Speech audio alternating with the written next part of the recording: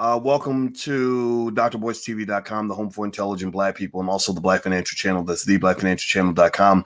Today, we're going to talk a little bit about what's going on in financial markets, what you have to worry about and not worry about when it comes to your investments. We're also going to talk about some other stuff that's just going on in the community. Getting ready for Knowledge Fest, and we're going to break all that down. So get comfortable, hit the thumbs up button. We're going to get started right now.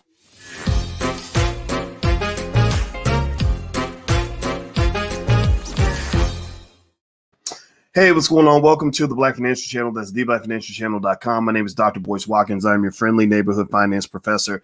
On the Black Financial Channel, we talk about Black wealth and Black economics and investing and all these other things several times a day, sometimes as much as 10 times a day, but you must be B1. B1 means that you are Black first.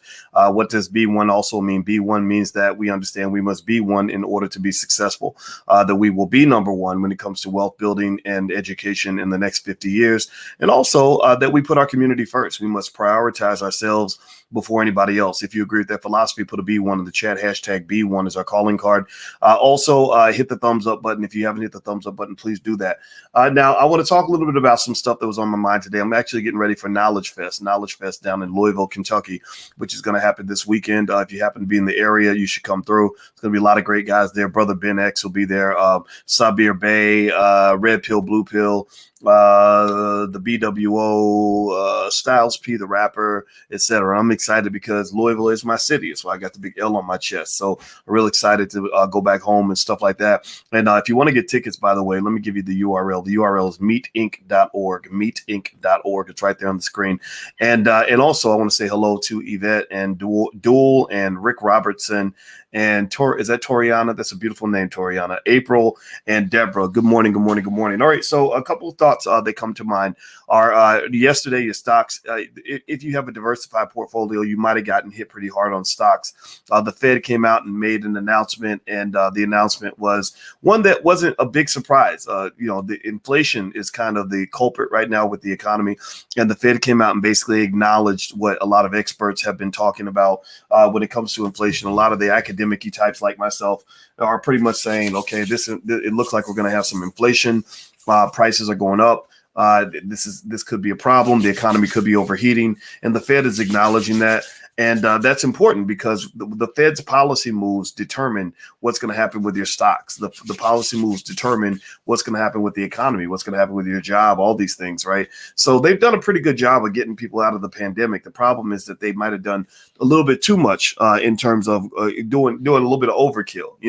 The Fed kind of came in like your crazy cousin. Remember that movie Devil in the Blue Dress with Denzel Washington?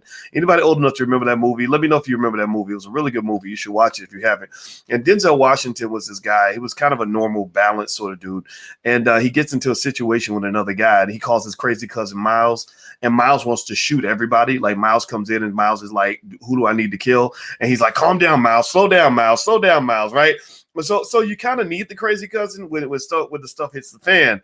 But you got to kind of control the crazy cousin because the crazy cousin might blow things out of proportion. Well, in a way, the Fed has become a little bit like the crazy cousin, where the Fed has come in. They came in hard. They came in aggressive. They were getting applauded for that. They came in really pushing the economy really hard.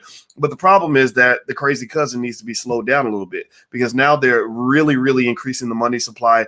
They've kept interest rates incredibly low. Those are two ways that you go about accelerating the economy. The problem is that the economy is now going a little bit too fast, according to some people. But there's a debate because some people are wondering, okay, is this inflation temporary, like the Fed says, or is it permanent? And that's a big debate because if it turns out to be permanent when you thought it was temporary, then that's almost like you thought it was a one-night stand, but next thing you know, you're married for the next 40 years, and she's the mother of your kids, right? So you got to kind of know what it is, and basically this situation is one where nobody knows what's going to happen. Nobody knows exactly how this is going to play out. And that's going to be a big determinant in what happens with your stocks and in your investments and everything.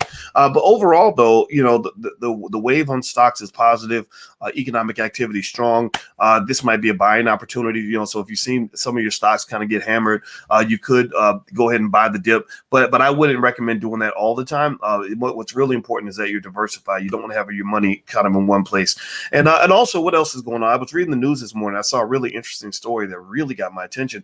They said the World Health Organization has recommended banning alcohol for all women of childbearing age, like literally telling all women who are capable of having children, you cannot drink alcohol. And I thought, oh, good luck with that. Like that ain't gonna work, right? But what's interesting about that is this. This is just a little piece of information. Just me just sharing facts with you guys. And you can think what you want about that. I mean, I don't think it'd be possible to ban alcohol. People just love it too much.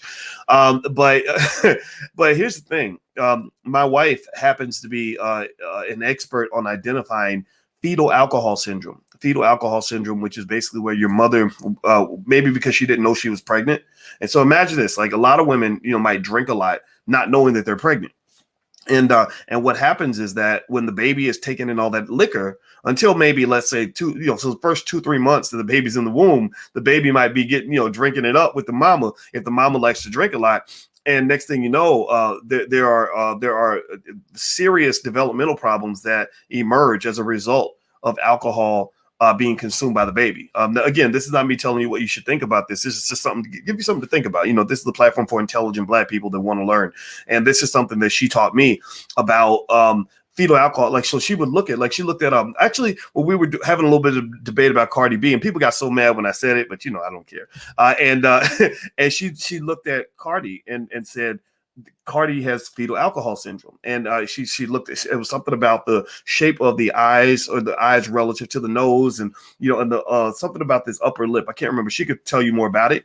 But a lot of people have fetal alcohol syndrome, which can cause developmental problems and behavioral problems as the child goes up. I can't remember what the symptoms are. Now, I'm not telling you what to do or what not to do when it comes to drinking. I don't tell people what to do. When it comes to drinking, because I don't drink, so people think you're being preachy when you talk about that stuff. Let's see. They said signs of fetal alcohol syndrome are low body weight, poor coordination, hyperactive behavior, difficulty with attention, poor memory, difficulty in school, especially math, learning disabilities, speech and language delays. So I think that the World Health Organization, again, I'm just speculating here. I would imagine that the reason that they want to, that they're recommending banning alcohol for women of childbearing age is because they see a large number of kids being born with fetal alcohol syndrome, not because their mothers are trying to hurt their kids, but because a lot of times if you drink a lot, you may not know you're pregnant until the baby's, been in your womb for a while, for several weeks, right? So I wonder if that's what's going on with that.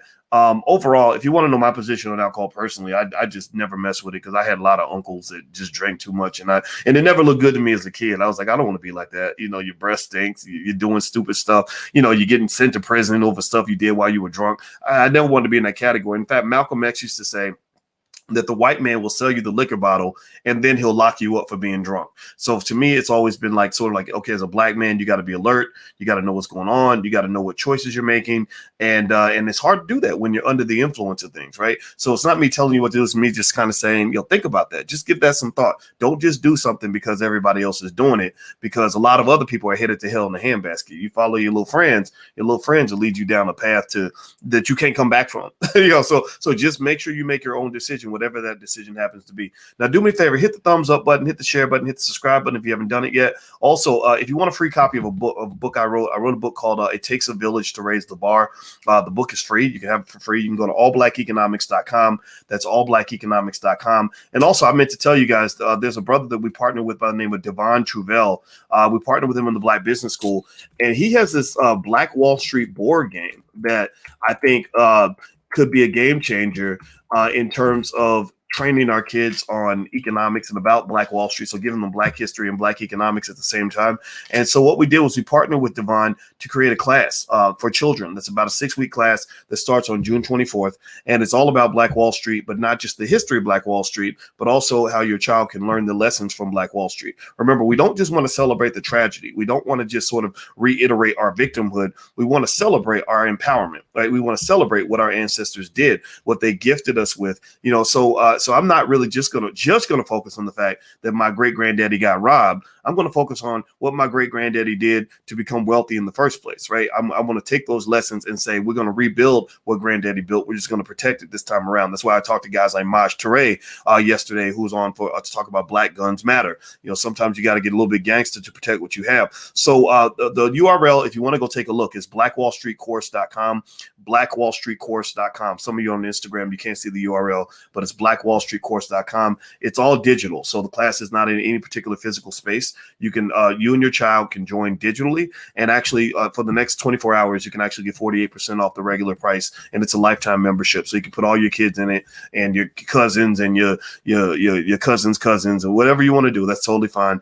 So feel free. That's something we're offering for you in the Black Business School if you are interested in that kind of thing.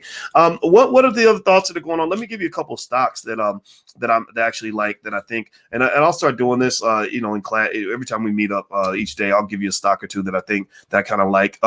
There's one stock that looks like analysts like this stock a lot. It's Royal Caribbean. Royal Caribbean is a obviously, you know what Royal Caribbean is, right? They take people on cruises and stuff like that. Maybe you don't know, but now you know.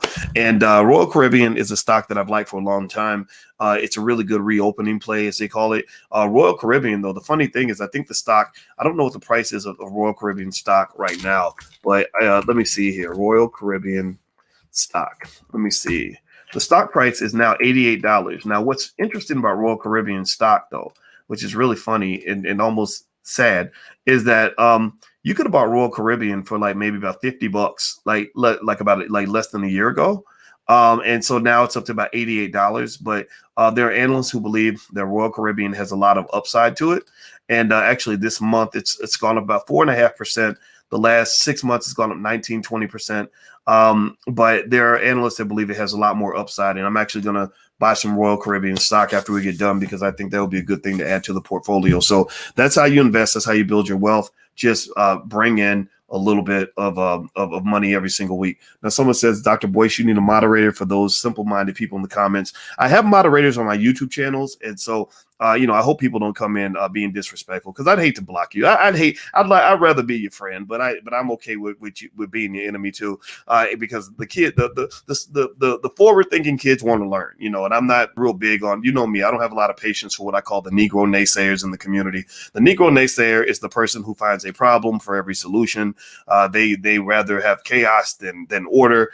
They're very backward thinking. They're kind of worse than the Klan. So beware of the Negro naysayers in your life. The Negro naysayers will not, on any level, help you advance. The Negro naysayers want to take everything good in your life and destroy it. So beware of the Negro naysayers. Again, they are worse than the KKK because they can get away with things that the KKK never could, because you trust them, because they look like you, because you live under the false assumption that the fact that somebody's black means that they're your friend, and that is just not true. So in fact, I see a Negro naysayer in here now, Jazzy J. So everybody say goodbye to Jazzy J, because Jazzy J has just been banned for life. So one little mistake can get you banned for life. So everybody say goodbye, Jazzy. Goodbye, Jazzy. So Jazzy's out of here. No Negro naysayers allowed in the building, and that's just what it is. So don't worry about it. Just know that the more progressive you are, the more forward thinking you are, the harder you work for your people, the more you want to push forward, the more you want to shine, the more you want to go to the next level, the more you're going to have people pulling at your ankles, and that's just what it's going to be, right? And that's where strength comes in. That's why my goal is not to preach to the ignorant people. My goal is not to talk to the idiots, the people that want to be stupid, the one that want to stay stuck on stupid. My goal is to talk to the people that want to do better, because my goal is to motivate you and to give you courage and to help you understand how to overcome haters, like things like that. In fact, actually, just so you know, I had put together a whole curriculum literally on everything I do in terms of mindset that allows me to be successful. I'm not a perfect man in terms of success in every single thing I've done. I failed a lot, right? But that's why I succeed, because I'm not scared to fail. But in terms of, the key areas of life, health, wealth, and relationships, I lost a bunch of weight over the last 4 or 5 years. I literally married the woman of my dreams. I make probably 100 times more money than the average college professor. I was making a lot of money at Syracuse, but I make about 100 times more now than I did back then. I've been around the world. I've been on TV 1,000 times. And, so I have some success, right? I was the only black person in America to get a PhD in finance. I'm not bragging. I'm stating this to say that I can confidently say that a lot of my major goals, I accomplished them. Like when I genuinely look at you and I say, I'm happy with my life, I'm not pretending. I'm not doing the Instagram fake it till you make it thing. Like, no, I made it. I ain't got to fake it. And so the reason I say that is not because I want you to sit here and celebrate how successful I am. Who gives a shit about that? The reason I share that with you is because I want young people to understand what sorts of confidence mechanisms are necessary for you to really become who you want to be. Right. I want you to know these things. Right. So I actually put together a whole curriculum, and I'm going to tell you about that in a second. It's at blackkeystogreatness.com, and it's not even financial. It's all about just every little rule, like lots of rules that I follow in my life. They help me stay focused, because when you get chaos and ridiculousness, it's like you get mad, and the more you do, the more you have people that say stuff that ain't true and attacking, and and negative people in your own family. And there's ways to kind of overcome that, but you really have to be focused. It really requires a level of consciousness that a lot of people don't have. And I developed that consciousness by being an outsider. I never fit in with white people because I was Black. And I never fit in with Black people because they thought I was acting white, because I was, would be like, hey, why don't we try to make an A on the test instead of a D? And they'd be like, man, why are you acting white? Well, making good grades is not being white. Trying to do better with my life and trying to not to go to jail is not taking care of my kids, bro. That's not me being white. That's, what? So anyway, it's called Black Keys to Greatness. You can go to blackkeystogreatness.com. There used to be a fee on this course, but there is no fee now. I literally, because I wanted our people to get this information. I totally and completely, literally went and made it totally free. So I kid you not, if you go to blackkeystogreatness.com, it won't cost you a penny. So feel free, consider that to be a gift from me and from the Black Business School, for anybody that wants to achieve goals and wants to basically unleash your superpower. And so if you go to the page, let me see, I'm just looking here to make sure that it's still free. Yeah, if you go to the page, basically you'll just get on the email list. And once you do that, that'll get you more free stuff from us. But then after that, you'll be taken to a page where you can literally sign up for 100% off, totally free, lifetime membership, no strings attached, no nothing, free to the community. Don't have to have a nickel in your pocket, none of that. But I want you to have what you need to be successful, because there is a formula. I kid you not. There's a formula for Black success. There is no reason to sort of think that because you're Black, you're supposed to fail, or you're supposed to be catching up, or you're supposed to be a victim. I don't believe any of that. I used to think that. I used to think, well, being Black means it's always twice as hard, and Black people can't get nothing in this world. I grew up hearing that. And then as I started achieving things, I was like, wait a minute. I mean, being Black, sure, don't get me wrong. White people don't love you. We know this. But why was I raised with so much damn fear? Like, that's that slave training. Like, I don't do the slave training. I know a lot of Black people in this room right now who literally are doing better than most of the white people they know. How's that possible? How can a Black person be doing better than a white person? Oh my God. Right? That's what people think, right? But that's white supremacy. That's what you were trained to believe, that white people are supposed to be richer than you. They're supposed to be happier than you. Their families are supposed to be more structured than yours. They're supposed to be more together than you. And I just don't believe that. I believe in Black excellence, like to the core, to the root of my soul. And if you truly believe in that, then you won't sort of put Black excellence and downgrade it, and because you're putting it next to some sort of white superiority, right? So anyway, feel free to go take a look. It's blackkeystogreatness.com. Everybody in here can join for free, even the haters, even somebody that's like, well, this guy, he's full of crap because somebody told me he's full of crap. Well, just go take a look, see if I'm full of crap, and and maybe your life will be better because of it. So let's see. AJ Boy says, why do you turn your comments off? Because we got tired of stupid people, just trolls. I don't have time for that. Let's see here. Let's see. Willie D finna take your wife. Now, Willie D's my homeboy, and if you go to Willie D's page and say something like that, Willie D will block you, and just like I did. All right, so get your Negro butt out of here. All right, so let me see here. Negroidian naysayers. That's what we ought to call them. I used to get called white for speaking with respect, even though I have a Haitian accent. It makes no sense. How am I white for speaking with respect? There's nothing white about proper grammar. There's nothing white about speaking like you got some damn sense. It doesn't mean that you make fun of people that don't speak the way you do. It just means that we have to kind of fix that, right? And this is on my brain because this weekend I'm going to Louisville for the Knowledge Fest. And it's like, we need Black knowledge in our community. We need people that are going to kind of push the envelope a little bit. And I can tell you, I compare it to, and I'm gonna tell you this and I got to go. My ride is here. I got to go to the airport. In China, I don't know if y'all know this, but right now China is the economically dominant country on the planet, right? China is going to be owning everything in the next 50 to 100 years. Just so you know, everything that China is doing right now is positioning themselves for world dominance, and they know this. They're planning for this. But there was a time where that wasn't true.